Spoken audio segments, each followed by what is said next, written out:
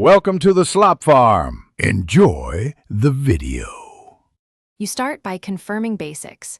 Your phone is unlocked and backed up elsewhere if needed.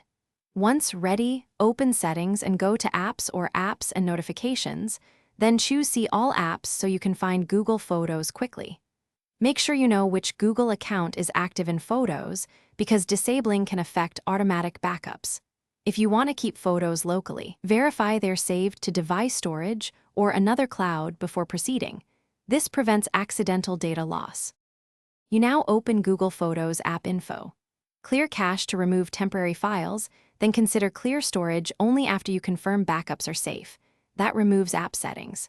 Once done, return and tap Notifications to switch off alerts or change channel priorities so photos won't push messages. If your goal is stopping backups, open Backup and Sync inside the Photos app and toggle it off. This is the core action to stop uploads while leaving the app installed.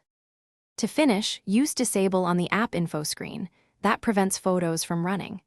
If Disable isn't offered, first uninstall updates, then disable. After either step, reboot the phone to ensure changes apply and open Photos to confirm backup and sync is off.